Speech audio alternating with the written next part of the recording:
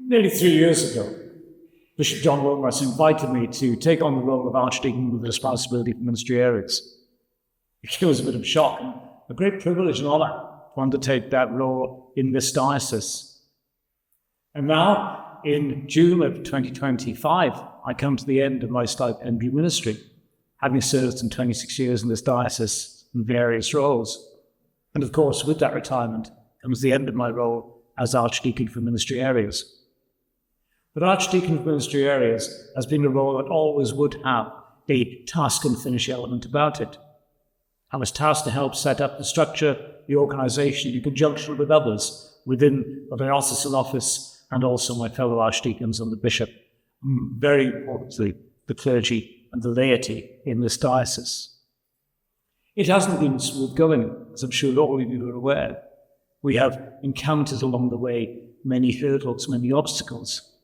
And whilst we haven't overcome all of them as yet, we have gone a long way to fulfilling the vision originally of bringing together parishes and benefices into the single unit known as a ministry area.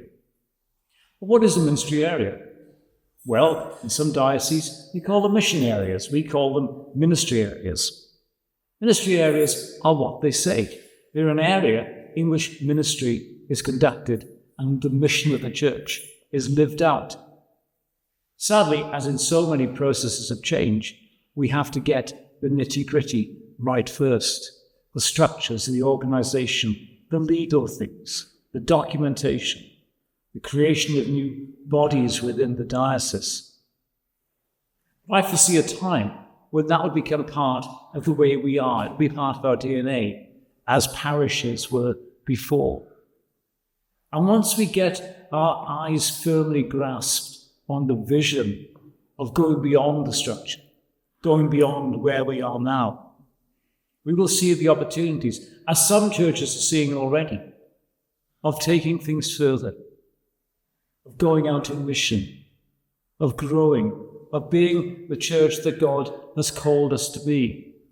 Because ultimately, it's not how we're structured, it's not how we're organised, it's the message of the gospel that lies in each and every one of our hearts, clergy, lay, and ordained. It's not just about the vision of a bishop, it's not just about the vision of an archdeacon. It's about knowing and asking ourselves within our churches, within our ministry areas, what is God's purpose for us? What is the vision for our diocese for the future? And how can we, in our churches and our ministry areas, play that role? A survey recently suggested that 2 million people had found faith in Britain, had found faith and returned to church. Why? Because they were seeking, they were looking, they were trying to find something that they'd lost.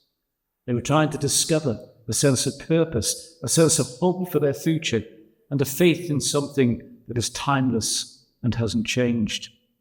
The vision of God, the vision of Christ working in their lives. And that report to me gives me great hope for the future.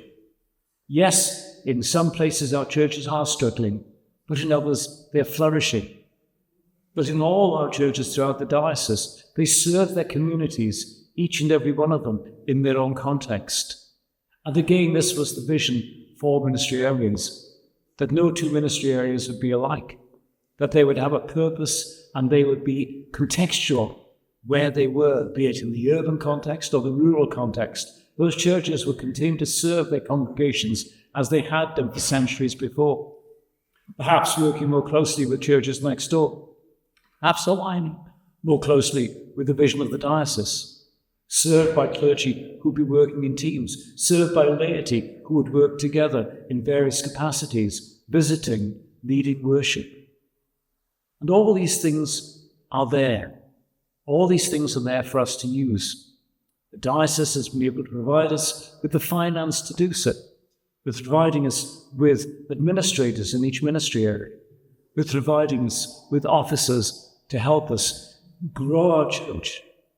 You all have a wonderful asset in Mandy Baton, who will discuss with you your mission action plans and take those forward. You all have the ability to come together as ministry area councils and look at the working agreement that decides how you work together for the future of the kingdom in your locality. You have a bishop that has a vision and has Christ on his heart. All these things we have. But ultimately, the greatest asset of this diocese is you, the people. Each in your own church, working together, faithfully worshipping together, and reaching out into your community. People look at the church. They don't look at a structure. They don't look at an organization. They look at the church and they wonder what goes on within the walls. It is up for you and I to show them how that's best fulfilled in their lives by showing them the person of Jesus. Jesus will always be far more exciting than ministry area councils and structures and legal organizations. That's just the body. That's the way we are governed. That's the way we work. But ultimately, people want to know Christ.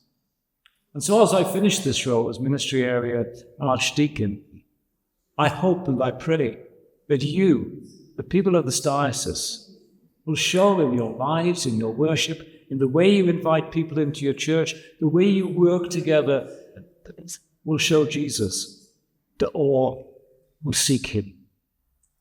My thanks to all of you for your support and help over the last couple of years as I've undertaken this role. I hope I've been able to serve you in a way that's helped you move forward.